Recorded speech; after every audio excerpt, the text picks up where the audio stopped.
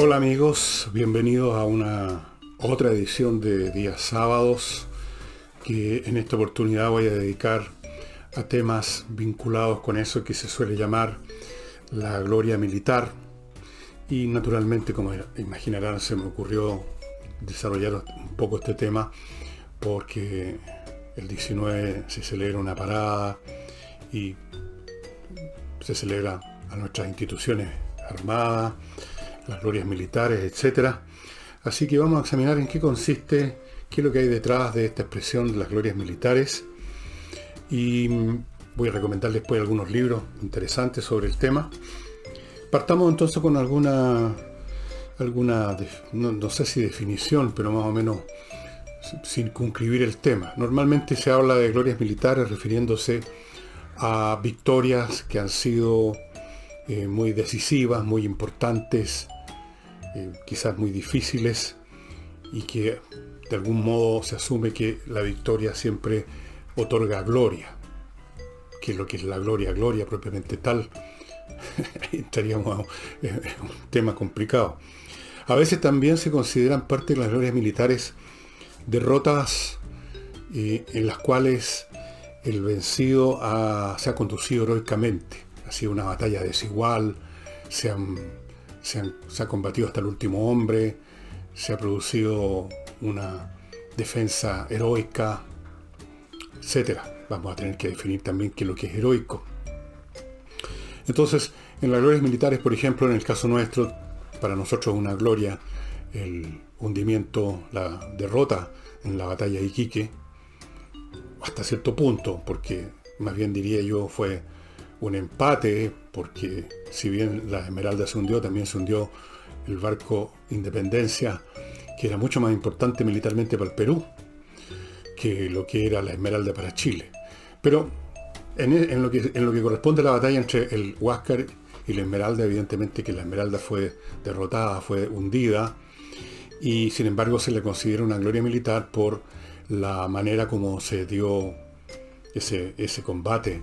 El combate naval de Iquique fue heroico porque en muy desiguales condiciones lucharon, murió 3/4, más o menos 2/3 de la tripulación, incluyendo el capitán Prat, y por lo tanto se le considera parte de una gloria, una de las glorias militares de Chile. También se considera gloria otra batalla perdida, la batalla de la Concepción, donde un grupo de, ¿cuántos? 70 y tantos, menos de 80 soldados chilenos y sus respectivos oficiales, creo que eran un par de tenientes, no me acuerdo en este momento los nombres, lucharon contra cientos o miles de tropas bolivianas, y naturalmente al final murió hasta el último hombre, pero lucharon hasta el final y eso se considera una gloria. También se considera glorioso victorias, como el asalto al Morro, que fue muy dificultoso. A su vez, para que vean ustedes, los peruanos, yo no sé hasta qué punto lo consideran una gloria, pero celebran la presunta defensa justamente del Morro de un oficial bolognesi, creo que se llamaba, que según dice la leyenda, yo no sé si ocurrió efectivamente o no, el momento culminante con su cabalgadura saltó al océano.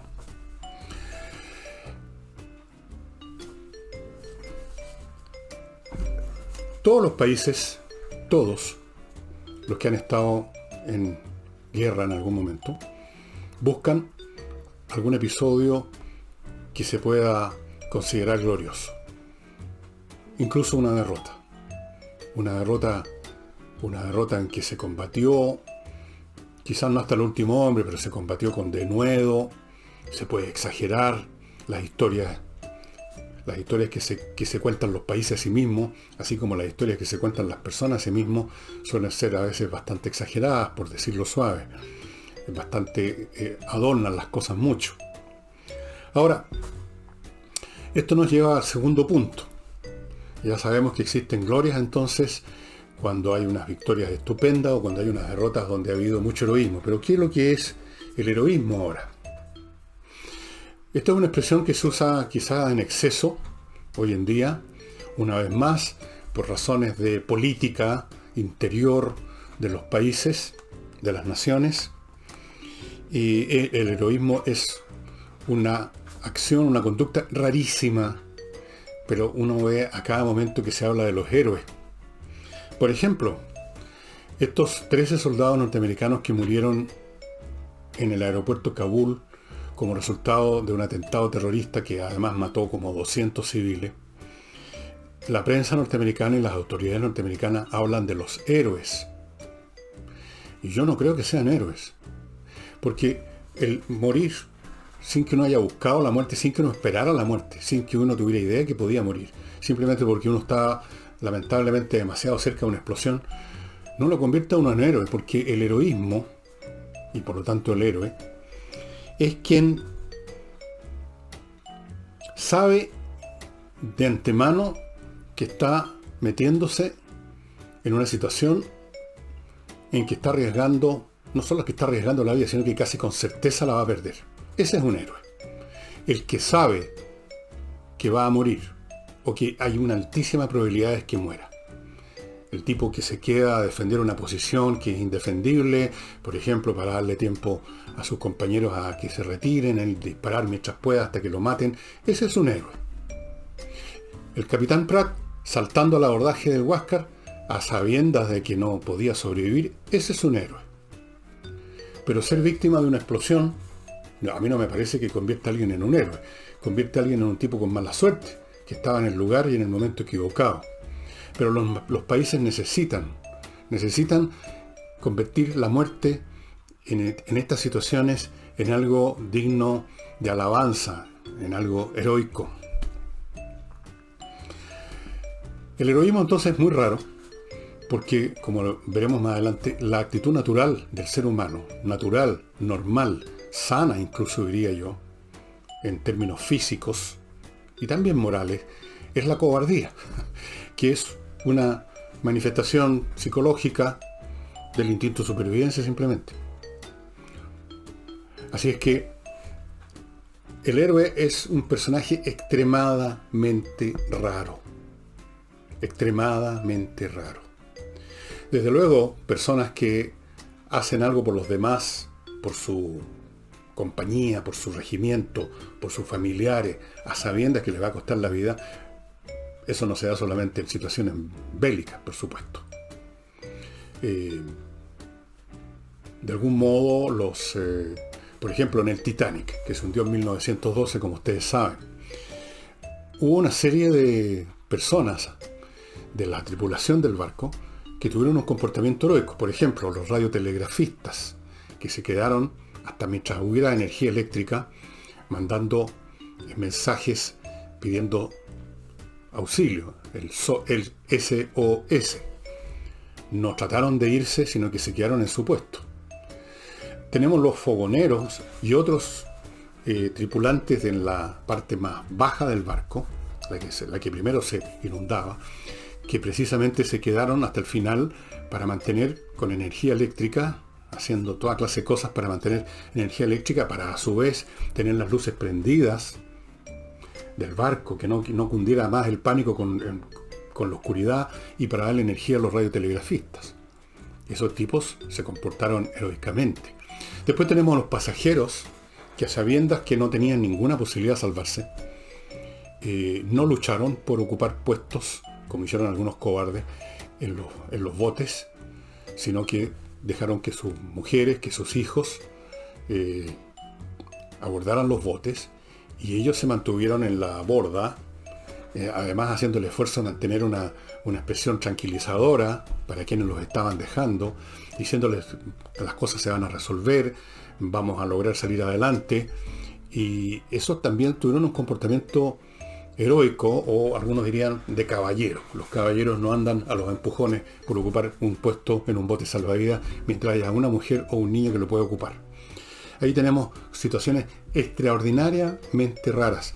Y antes de continuar con otro aspecto de esto, y lo vamos a vincular con las operaciones militares, permítanme entrar a mi primer bloque, que lo dedico a, primero, AutoWolf, esta empresa que usted ubica en la red, autowolf.cl, que repara la carrocería de su vehículo, o la mejora, la arregla, la monona, la pinta, qué sé yo, le saca las abolladuras, en su casa y en un día. las dos cosas. En su casa, de manera que usted ve lo que están haciendo, la calidad del trabajo que están haciendo, que dicho sea de paso tiene un año de garantía, y en su casa, en un día, en vez de que el auto desaparezca en un taller por 1 o 2 semanas y usted no sabe además lo que están haciendo. Autowolf.cl. Ahí hay un teléfono para mandar un WhatsApp. Mándelo con las fotos de lo que usted quiere reparar. Ellos van a entregarle una cotización. Usted verá si la acepta o no. Y si la acepta, van a ir a su casa o el lugar donde tenga el vehículo a hacer la reparación. Y tenemos el Centro Avanzar de Medicina y Psicología Integral, presencial y, muy importante, online. El tema psicología especialmente es el que ellos le ponen más atención, porque hoy con la pandemia y con todas las situaciones que vivió este país, ustedes saben desde cuándo, han habido muchas presiones psicológicas que han afectado a muchos adultos y también a muchos niños, a muchos jovencitos que vieron sus vidas completamente alteradas, los colegios cerraron, las cuarentenas, etcétera, etcétera, gente que perdió su trabajo, gente que perdió por la cuarentena o por el llamado estallido social, perdieron sus negocios, se los destruyeron o se tuvieron que cerrarlo porque no podían abrirlo, simplemente. Hay muchas presiones psicológicas y es bueno atenderse a tiempo porque los problemas psicológicos van agravándose día a día, se van complicando y después resulta muy difícil corregirlo y pueden llevar a situaciones muy trágicas. Por lo tanto, yo le sugiero que se ponga en contacto con Centro Avanzar, especialmente si usted ha visto a alguno de sus niños o niñas que tiene ya un comportamiento un poquitín distinto, y más vale en estos casos ponerse el parche ante la herida, estimados amigos. Centro Avanzar, Medicina y Psicología Integral online. Aquí están los datos a mi derecha. Póngase en contacto con ellos. Y Oxinova, este producto que, como ya saben, es un producto de un laboratorio norteamericano. Esto se desarrolló hace unos 15 a 20 años y ha tenido un enorme éxito porque es eficaz. Esto se echa en un recipiente con agua destilada o incluso agua de la llave si usted quiere. Es un poquito menos efectivo, pero también se puede. Se va a desarrollar una colonia de bacterias. Usted no va a ver cómo se desarrollan, usted va a ver el agua como siempre probablemente. Lo vierte en un pozo séptico y se acabaron los malos olores del pozo séptico. Recuerden que en las casas, en la playa, por ejemplo, en las casas en el campo, hay muchas casas que no tienen salida a las alcantarillas y por lo tanto se va acumulando el chocolate y los olores son tremendos y hay que hacer algo al respecto. Algunas veces se contratan unos camiones que succionan todo eso y peor, hay una semana que no se puede entrar a esa casa el olor. Con esto se destruyen los olores porque se destruye todo lo que produce los malos olores, que son otras bacterias. Estas se destruyen, esas bacterias, y el efecto dura meses. Cuando empieza a pasar, usted agarra otro sobre y hace lo mismo y así sucesivamente. Esto también se puede vaporizar en un patio donde usted tiene animales. Por mucho que barra, siempre quedan muchos fragmentos de fecas de los animales. Otra vez el tema de los malos olores. Usted pulveriza esto y también se acaban los problemas de olores. O puede echarlo en los recipientes, en el sistema de agua de su casa. Si es vieja especialmente y tiene muchas partes donde se puede acumular el sarro, ya se acumuló. Todo eso se resuelve con Oxinova. 15.000 pesos este sobre. Si compra 6, hay un 20% de descuento. Oxinova. El heroísmo es muy raro, como les decía, tanto en la vida civil como en la vida militar. Pero vamos a ver cuáles son las diferencias que ocurren en la vida militar que hace posible que hayan combate. Después tenemos una cosa que está un poquito más abajo en cuanto a su dimensión del heroísmo, que es simplemente ser valiente, la valentía. En la valentía, la persona valiente no es que enfrente la certeza de que va a morir, ese es el héroe, pero sí enfrenta una alta probabilidad de que pueda sufrir un daño importante, y aceptar esa probabilidad, no certeza, pero alta probabilidad, requiere valor, requiere valentía. Y hay grados mayores o menores, según el grado mayor o menor de riesgo, pero en eso consiste el valor. El valor consiste, en otras palabras, en poner por encima de la conservación de la vida o de la integridad física, que puede estar en algún grado en riesgo, por preservar un principio más importante que la vida o que la integridad física de uno. Por ejemplo, la vida o integridad física de otros. Eso requiere valentía. La valentía es un poco más frecuente que el heroísmo, pero también es muy infrecuente porque va contra todos los instintos humanos de preservar la integridad física y la existencia. Entonces, considerando esto, la pregunta que uno se hace es: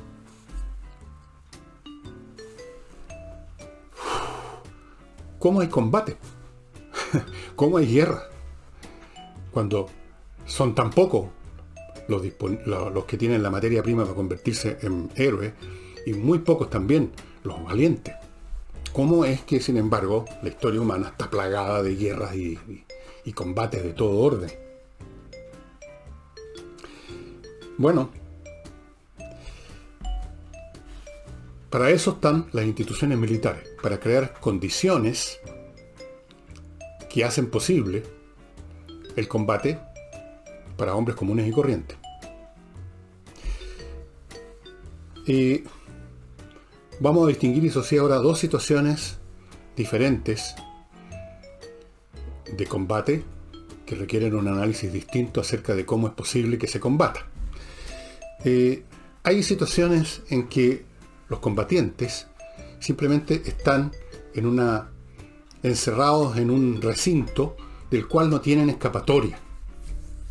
No pueden, por lo tanto, hacer otra cosa que cumplir con el trabajo, con la posición en que han sido puestos. Por ejemplo, dentro de un barco. En un barco que está en combate, tanto en la antigüedad como ahora, no hay manera de huir. Usted está adentro de ese barco nada más. Incluso en la guerra moderna probablemente ni siquiera ve al enemigo. Usted está como un oficinista en su escritorio, hay un tipo o varios que están en la sala de máquinas, otros que están manejando la electrónica, otros que están en el puente de mando. En las guerras, que ustedes habrán visto miles de películas, los tipos están adentro de un barco sirviendo los cañones y no pueden ir a ninguna parte y, por lo tanto, son valientes por default, no pueden escapar. Lo mismo pasa con los tripulantes de un avión. Por ejemplo, pensemos en los bombarderos aliados en la Segunda Guerra Mundial, que iban por cientos, por miles, verdaderas hordas de aviones a bombardear Alemania o Japón. Naturalmente ellos enfrentaban un serio riesgo. Hubo, creo que 80.000 aviadores aliados perecieron en la Segunda Guerra Mundial ante el fuego de la artillería antiaérea, la Flak, o por la acción de los cazas alemanes. ¿Pero qué podían hacer? Usted es tripulante de un B-17. Creo que llevaban 10 o 12 tripulantes. El piloto, el copiloto, el navegante. 4 tipos usando 2 laterales con la ametralladora calibre 50, otro en el techo con otra ametralladora, otro en el vientre del avión con otra ametralladora, el radiotelegrafista, qué sé yo, 10, 12 tipos, y usted está allá adentro, en el telégrafo o manejando una de las ametralladoras, no tiene a dónde irse. No importa cuánto le estén disparando, usted está volando en dirección al blanco que le asignaron y no puede ir. No se puede ir. En algunas ocasiones, algunos pilotos se inventaban una falla y volvían rápidamente a la base, otros dejaban caer las bombas rápidamente en cualquier parte para volver, pero era muy poco, porque además están los demás, ese avión no está solo, está rodeado de otros aviones donde se está viendo su comportamiento. A ninguna persona de esos le gusta enfrentar a una cosa que es mucho más segura que la posibilidad de ser alcanzado por la artillería antiaérea, que es enfrentar un tribunal militar, una corte marcial. Entonces son tipos que por default tienen que hacer su pega. No son entonces héroes, son, por así decirlo, funcionarios administrativos de la guerra. Lo de los barcos y lo de los aviones. Ahí el tema del heroísmo, la valentía, se le puede adjudicar a los que cayeron, por supuesto, si son todos unos héroes. Pero la verdad las cosas que no eran todos unos héroes, estaban simplemente ahí, no tenían escapatoria. El tema del valor de la valentía y de cómo se convierte en un problema es cuando hay una posibilidad de escurrir el bulto. Y eso es en los combates en tierra. Eso es lo que ocurre con la infantería. Con la infantería.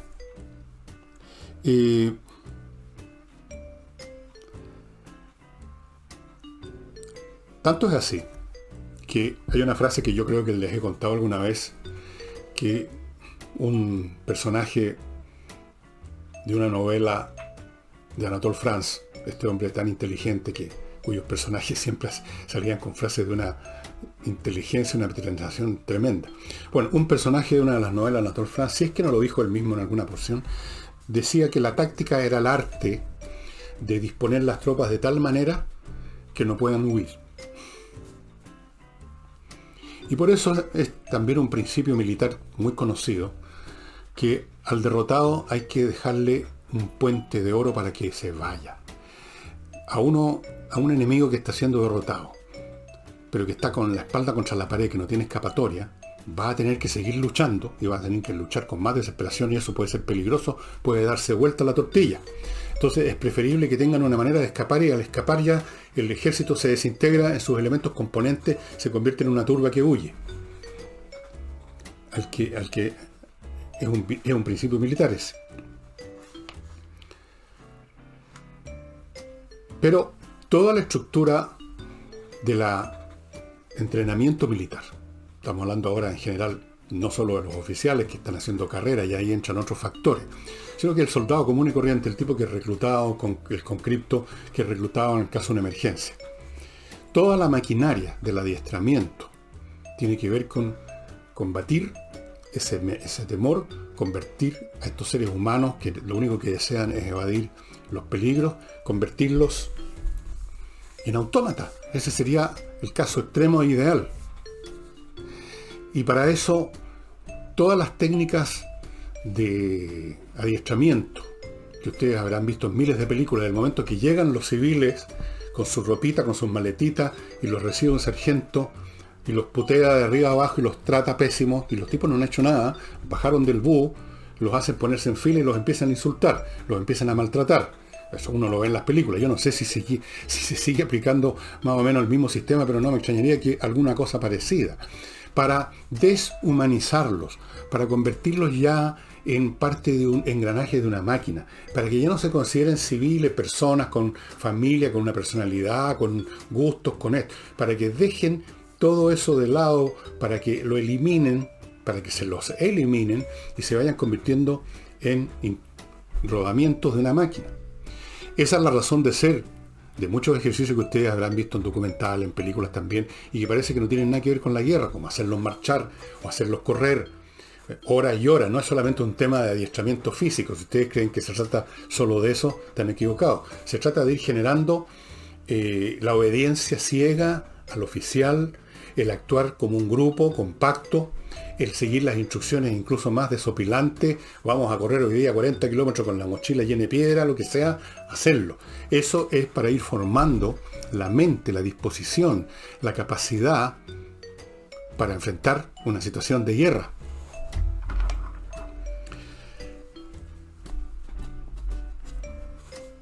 En la antigüedad, cuando los combates de infantería eran muy distintos a los de ahora, uno de los mecanismos que existían no era tanto ese entrenamiento mecánico, mecanizado que uno ve hoy en día, sino que la formación táctica, fuera de otros elementos como el honor, como la camaradería, uno lucha por el tipo que está al lado, etc., pero la disposición táctica. Cuando dos masas de infantería en la antigüedad se acercaban para enfrentarse con arma blanca, y usted es uno de los miembros de esa infantería, por ejemplo, las legiones, que tenían una disciplina salvaje precisamente para mantener esa disciplina militar. La menor infracción podía costarle la vida a un legionario. Tremendo. Bueno, si usted es parte de un grupo que va avanzando, no tiene para dónde escapar. Está rodeado de compañeros. A la derecha y a la izquierda tiene gente. No tiene dónde irse. Detrás, otras filas de legionarios o de lo que sea. No tiene manera de escapar. Lo único que puede hacer es avanzar. Avanzar y poner confianza en que van a salir victoriosos, en que no lo van a herir, que no lo van a matar. No puede usted, no tiene espacio, no tiene la oportunidad de escapar, y si lo hace y logra escapar en medio de esa masa de infantes que lo rodean, lo van después a ejecutar por desertor. Entonces tiene que avanzar. Las líneas de infantería, como se luchaba incluso hasta la guerra civil americana, que ustedes habrán visto en películas. Filas, masas de soldados avanzando con sus mosquetes, enfrentando al enemigo a una cierta distancia y empezando a dispararse, a matarse unos a otros. Tampoco tenían ninguna posibilidad de salirse de las filas. De hecho, parte de la razón de que se organizaran esas infanterías de cierta manera no era solo para optimizar el uso de las armas, sino que para impedir la huida, para obligar a los que eran parte de ese grupo de soldados a avanzar y enfrentarse al enemigo. Por eso que Anatole France dijo eso: la táctica del arte de disponer las tropas de tal manera que no puedan huir, que sería el impulso natural de prácticamente todas las personas en una situación en que está enfrentando armas blancas que lo van a tasajear, que lo van a destripar, que lo van a matar. Y a pesar de todo este entrenamiento, la guerra en la práctica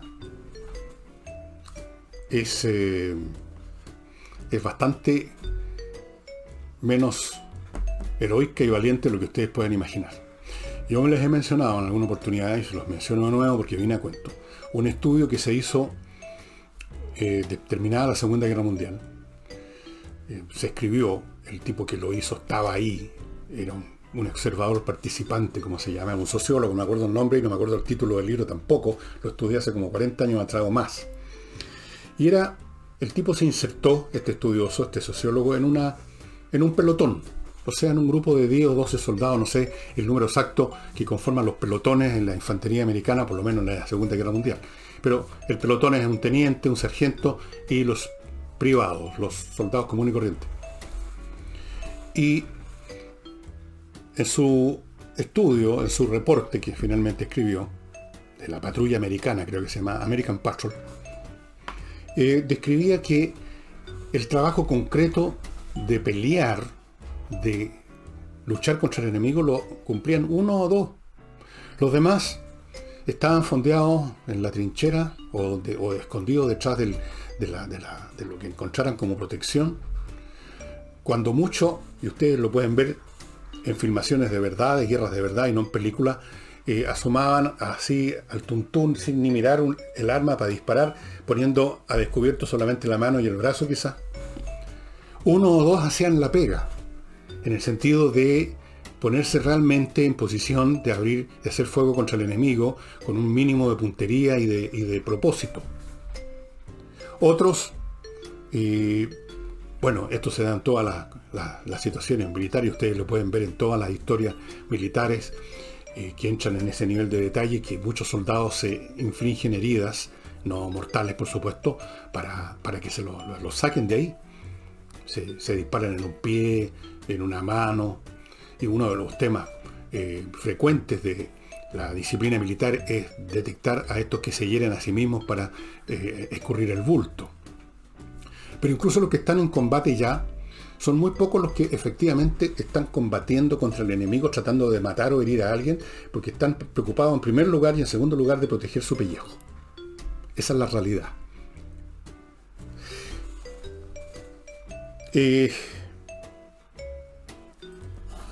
¿Cuándo podían huir?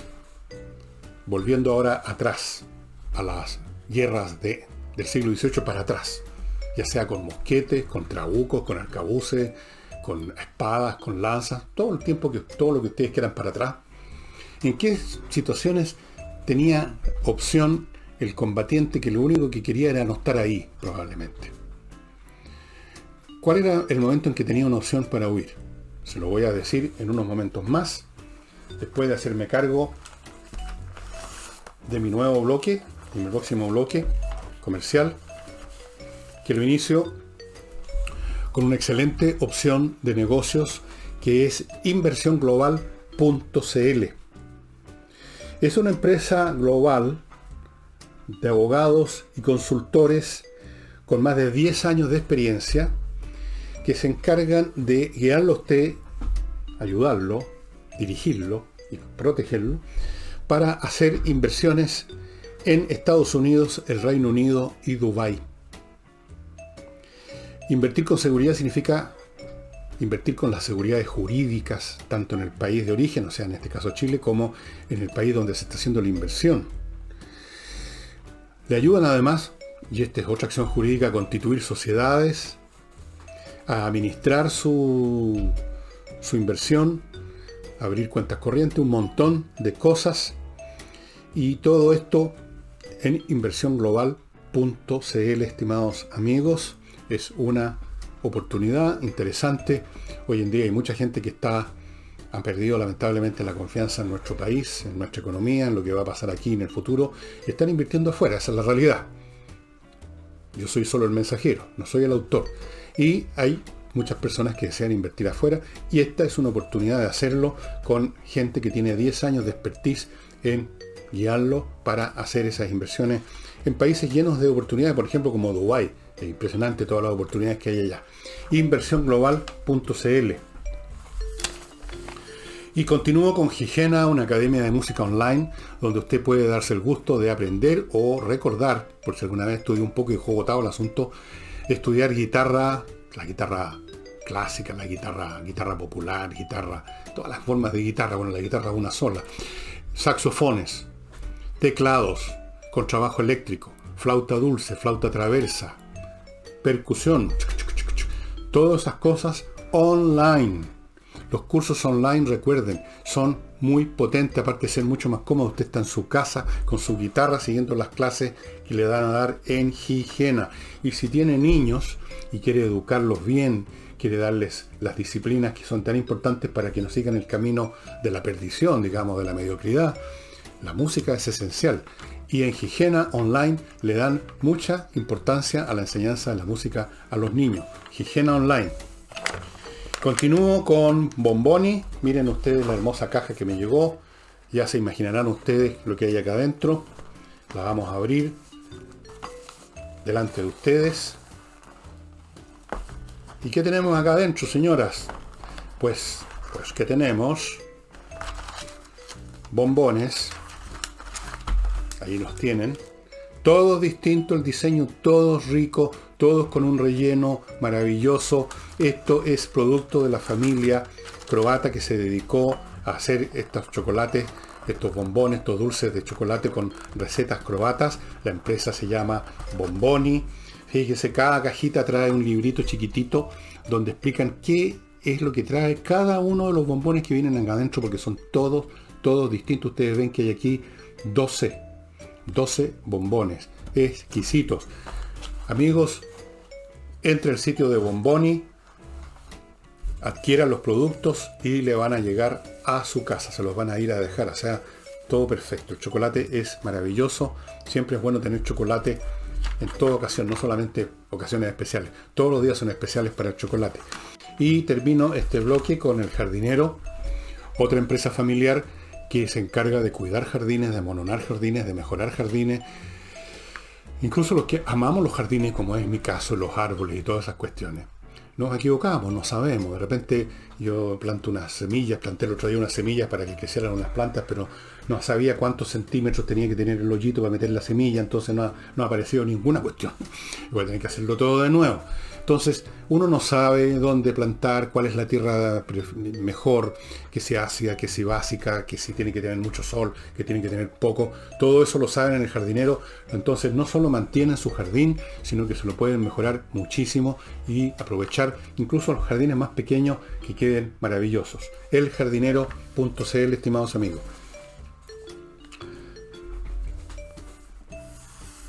En las batallas de la antigüedad en que se enfrentaban dos filas, o ya sea de mosqueteros, o de espadachines, o de tipos con lanzas, que era lo habitual con el escudo avanzando, había una sola posibilidad que se le daba al individuo que estaba encerrado en ese bloque humano de escapar, y era cuando la línea completa se rompía. Era rota la línea y empezaban por lo tanto a penetrar por los lados ya el enemigo, y ahí no había ninguna manera de mantener la situación, y entonces se producía lo que antiguamente se llamaba una rota, una ruptura, De ahí viene la palabra derrota. Una línea que se rompe y empieza a entrar el enemigo por atrás, por los lados, y ya no hay forma de pelear, porque la formación así frontal supone una cierta posición, un cierto orden. Entonces ahí se rompía la línea y se producía la escapatoria de todos, y entonces en medio de una muchedumbre huyendo era que un individuo tenía la oportunidad de apostar a que arrancando o no le iban a clavar una espada en la espalda. Antes de eso, imposible. Y lo mismo digo de las líneas de mosquetería. Antes de que se rompiera la línea, usted tenía que seguir ahí, encerrado por sus propios compañeros, rezando a Dios que no le llegara una bala de mosquete en la cabeza o en el pecho. Ahora, los tiempos modernos, naturalmente, los combates no se producen de esa forma con líneas de infantería que avanzan a campo abierto, porque con el armamento moderno eso es inviable simplemente. Los mosquetes, como ustedes lo habrán visto, tendrán una idea cómo son los mosquetes, se cargan por la boca, es un proceso lento, e incluso los más expertos mosqueteros, de ahí viene la palabra mosquetero, ¿no? No podían hacer más de 2 o 3 disparos por minuto, y por lo tanto podía ocurrir que al enfrentarse una línea con otra de mosqueteros, después de una descarga, una de las líneas atacara a la bayoneta, y los otros no iban a tener tiempo de cargar de nuevo, y entonces la cosa se convertía en una batalla con arma blanca, con bayoneta. Pero en las guerras modernas eso es imposible, porque las armas modernas disparan muchas balas por segundo, no solo por minuto. La última vez que se intentó una carga frontal contra el enemigo fue en agosto de 1914, cuando la infantería francesa atacó unas posiciones alemanas en la zona de la frontera, cuando empezaba la guerra, inspirados por una ideología militar muy tonta, que partía de la base de que lo más importante en una guerra, en un combate para vencer, era lo que llamaban el élan vital, o sea, el ánimo, el espíritu agresivo, el avanzar, que eso iba a desmoralizar al adversario. Claro, eso podía haber sido cierto cuando el adversario había descargado sus mosquetes y tenía que demorarse 20 segundos mínimo en cargarlos de nuevo. Pero ¿con qué se enfrentaron esos soldados franceses en esas primeras batallas en la frontera en 1914? Se enfrentaron a rifles de tiro rápido, los Mauser, se enfrentaron a las ametralladoras, se enfrentaron a la artillería de tiro rápido, y en pocos días Francia perdió 300.000 soldados. El campo estaban cubiertos de soldados franceses que además, para más remate, al principio de la guerra todavía usaban no un uniforme de camuflaje, sino que el pantalón rojo y la chaqueta azul, como los soldados nuestros de la guerra del 79, eran súper visibles. Fue una masacre. Contra armas de tiro rápido, contra las ametralladoras, contra rifles que usted puede disparar una bala tras otra, y para cargar simplemente tiene que meter otro clip, otro magazine. No se puede esa táctica. La guerra moderna entonces no opera de esa manera. Pero como sea que opere, ¿cómo se logra que siquiera lleguen al campo de batalla los soldados? Bueno, ahí está otra vez la máquina burocrática y organizativa del ejército. A los soldados que se los lleva a un campo de batalla, no se les pide por favor que vayan cierto día al campo de batalla, se los lleva. Van en camiones, van en pelotones, van desfilando, van en columnas, normalmente ahora en vehículos motorizados. No tienen que avanzar a pie. ¿Cómo se sale uno de eso? Hay que subirse al camión con los demás soldados, hay que parte la caravana de camiones, no hay manera de escapar de eso. Quizás algunos logran escapar del camión, y si los pillan, los fusilan. Una vez que llegan al campo de batalla, se les lleva, los oficiales los llevan a las posiciones que tienen que ocupar, tampoco pueden huir. El oficial, teóricamente, es un hombre que puede dispararle a un soldado que pretende huir, que pretende irse. Ahí mismo, tiene derecho el oficial a dispararle a un soldado. Y entonces, no solamente llegan al campo de batalla, sino que ocupan las posiciones que se les asignan. Y es ahí donde, si se da la oportunidad, ocurre lo que escribía este sociólogo que escribió La Patrulla Americana, que tratan dentro de esa posición de arriesgar lo menos posible el pellejo. Pero es bastante complicado. Hay situaciones, incluso, en que las tropas son enviadas a atacar posiciones enemigas, así al estilo antiguo, porque si retroceden, los van a balear. Las tropas del Ejército Rojo en la Segunda Guerra Mundial, creo que hay algunas películas, hay por lo menos una película que recuerdo haber visto, donde se ejemplifica esto, que era así, absolutamente.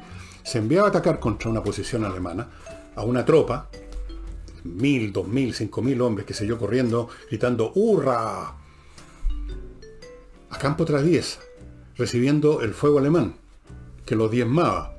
Pero hay de los que retrocedían. Los que retrocedían, los que empezaban a volver a sus posiciones, eran ametrallados desde las posiciones de partida por los propios soldados soviéticos que no habían avanzado, que estaban ahí al mando de los comisarios políticos, con su revólver en mano, obligándolos por lo tanto a atacar, obligándolos por lo tanto a aceptar el riesgo de atacar al enemigo, contra la certeza de ser muertos si retroceden. Avanzando tenían una posibilidad de salvar el pellejo, a lo mejor una en dos. Retrocediendo no tenían ninguna. Incluso en algunas oportunidades esas tropas eran enviadas sin armas, porque al principio de la guerra el aparato económico, militar soviético no disponía de todo lo que se requería. Se suponía que los que corrían adelante con las manos peladas recogerían los rifles de los que iban cayendo, y caían por miles. Los ametrallaban, los bombardeaban, los masacraban. Así funcionaba.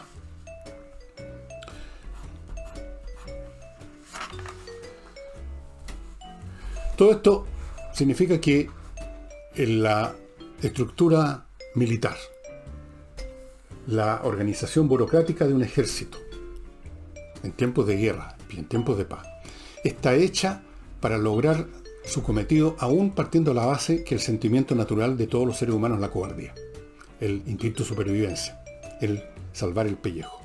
Las instituciones armadas están hechas para que los seres humanos superen hasta cierto punto eso y se los pueda llevar al frente a combatir, y ahí, una vez que están ahí, que no puedan retroceder, y una vez que están ahí no puedan retroceder, que tengan que combatir como única opción que tienen para quizás salvar el pellejo. Porque ya que si retroceden van a recibir un balazo al oficial, más vale pelear contra los que vienen a atacarnos, o atacar a los que están a la defensiva, porque ahí tenemos alguna chance de salir victoriosos, mientras que retrocediendo no tenemos ninguna. Todo el entrenamiento entonces además está hecho en muchos sentidos para lograr una mecanización de las personas que impere un concepto de total obediencia al oficial, el oficial que tiene una pistola, que impere el máximo sentimiento de espíritu de cuerpo,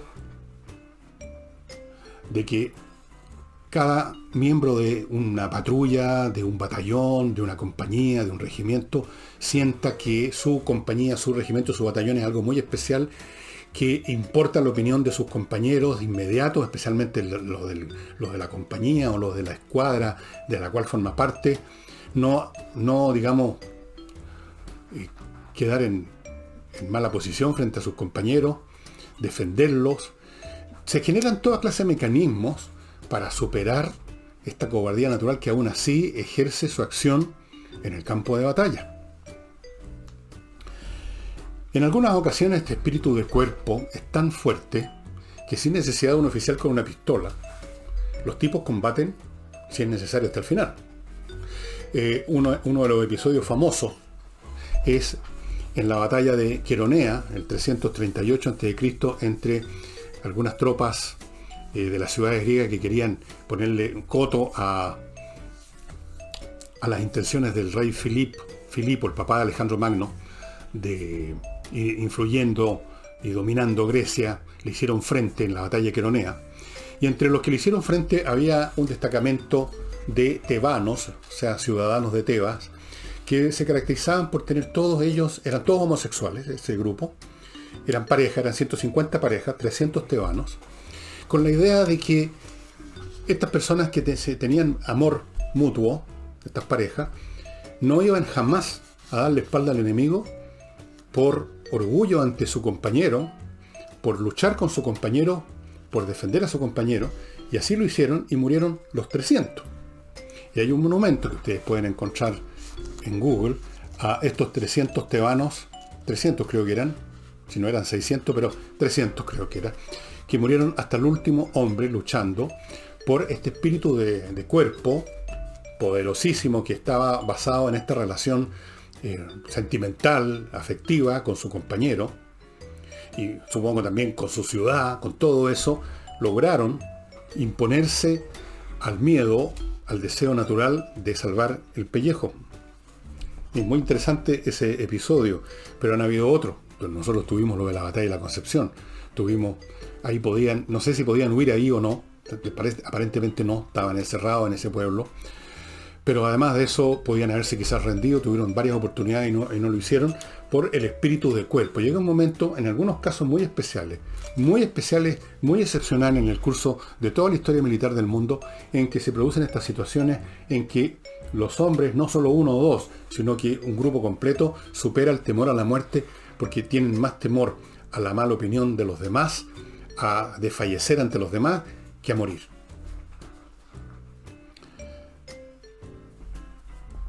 En otros casos de batallas terrestres, el bando perdedor muere hasta el último hombre prácticamente, no por un tema de solidaridad mutua, de espíritu de cuerpo, sino porque no pueden huir, están encerrados, están rodeados.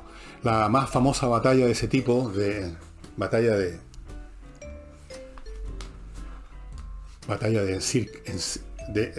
en inglés se dice encirclement, no me acuerdo cómo se dice en castellano. Una batalla en que el enemigo es rodeado completamente, no tiene dónde ir. Es Canae, allá en el 205 a.C.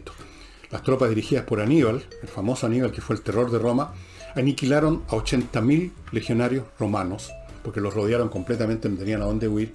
Estaban apelotonados, apenas se podían mover, así que los fueron carneando como animales en un matadero. Pero en fin. Y en otras oportunidades lo que le da a las tropas, a los soldados comunes y corrientes, una capacidad para combatir, la vamos a ver de inmediato, luego que me haga cargo del último bloque, que lo inicio con el ajedrez, que les recuerda, espacioajedrez.com, que todos esos productos que ustedes están viendo ahí están muy, pero muy rebajados. Además, se pueden comprar en 6 cuotas sin interés. Además, se entregan sin costo para usted gratis en 11 regiones de Chile. Además, estos productos tienen, como usted sabe, porque se lo he dicho tantas veces, una serie de ventajas que usted no va a encontrar en otras cajas de ajedrez o en otros relojes digitales. El manual para los niños, las licencias para entrar a espacio ajedrez, todo eso no lo encuentra sino en estos productos. Y termino con Miclimo, amigos, la empresa chilena ganadora de tantos premios que le climatiza su casa, su negocio, su oficina de una manera única, fantástica. Y si usted es cliente del Banco Santander, tiene la oportunidad de comprar estos dispositivos que sirven en toda época, entre 3 y 24 cuotas haciendo uso de las tarjetas de ese banco. Finalmente, hay oportunidades en que los soldados para usar una expresión típica, se envalentonan y están más dispuestos a tomar ciertos riesgos que en otras condiciones, cuando se sienten superiores al enemigo. O porque tienen un jefe muy prestigioso, como ocurría con los soldados de Napoleón, tenían a Napoleón. O como ocurría con los soldados del Afrika Korps, que tenían como líder a un gran táctico, Erwin Rommel. O como ocurría con las legiones al mando de Julio César. Entonces, eso ya les daba una confianza extra que se va sumando a todos los demás mecanismos que obligan a pelear. En otras ocasiones es un sentimiento de superioridad numérica que hace sentir de que uno no puede morir, que uno no puede sufrir lesiones, porque es tan superior su número que va a ser el enemigo aplastado sin ningún problema. A veces también está un tema de superioridad técnica. Si el enemigo tiene un armamento inferior, evidentemente que eso da mucha confianza de que se les va a derrotar rápidamente y que los riesgos son menores y por lo tanto hay un grado extra de disposición a tomar los riesgos que entraña combatir incluso con un enemigo débil. En todos los casos, la guerra, curiosamente, paradojalmente, a pesar de ser uno de los hechos, una de las situaciones, una de las conductas más frecuentes en la historia humana, es contraria a los más profundos instintos del ser humano. Y se logra ir a la guerra. Y no confundamos ir a la guerra con una pelea con una persona en un momento rabia, porque eso no tiene nada que ver, son fenómenos distintos. Ir a la guerra a un enemigo que uno no lo conoce, que no tiene ninguna rabia especial contra él, que ni siquiera le ve la cara hoy en día, está a la distancia, requiere todos estos mecanismos. Un adiestramiento, una mecanización del espíritu, que se les inculque la obediencia al superior jerárquico, el espíritu de cuerpo, de grupo, que se sientan mejor adiestrados que el enemigo, que se sientan superiores, se les enarbolan también valores patrios. Todos los elementos que se agregan ahí son necesarios para lograr vencer, aunque sea parcialmente, la tendencia natural de un ser humano de evadir los riesgos físicos. Y tan bien funciona que se producen las guerras, se producen los combates, y ahí está la historia humana. Termino el programa recomendándole varios libros que se los voy a mostrar. Yo tengo una biblioteca completa de temas militares, que es la que está a mi espalda, más otros libros en otras partes, pero no se los voy a mostrar todos. Respecto a los orígenes de la guerra, un libro fundamental es este, de Donald Kagan, de los orígenes de la guerra. ¿Cómo es que se inician las guerras? Ya esto no es un tema vinculado a cómo los soldados van a la guerra, sino que cómo se inician las guerras entre los estados. Cómo es que las autoridades de las naciones o los imperios van a la guerra. Muy interesante, muy importante. Si quieren saber ahora de los liderazgos superiores y el efecto que este tiene en el desarrollo de las campañas y en el espíritu de cuerpo de sus ejércitos, les recomiendo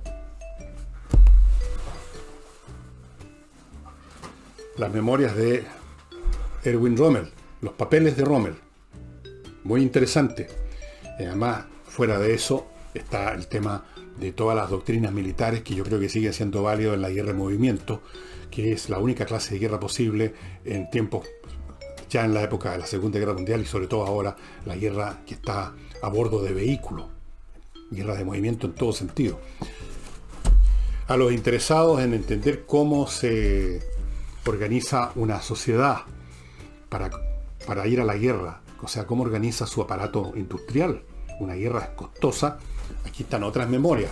Albert Speer, el hombre que hizo posible, literalmente, por lo menos a partir del año 43 en adelante, que Alemania, a pesar de ir contra tantos enemigos infinitamente superiores en industria, en número de habitantes, lograran seguir guerreando hasta el último día, en 1945. Las memorias de Albert Speer. De la guerra en general, este es el libro más clásico de todos. Creo que está en ediciones disponibles acá en Chile. De la guerra, Der Krieg, de don Karl von Clausewitz, que fue un oficial importante en la época de las guerras del siglo XVIII. Pero a pesar de que él está hablando de la guerra en época en que la tecnología militar estaba limitada al mosquete, al cañón y nada más, de todas formas es muy interesante todo lo que se analiza aquí. Es toda una filosofía del despliegue militar, muy hegeliano.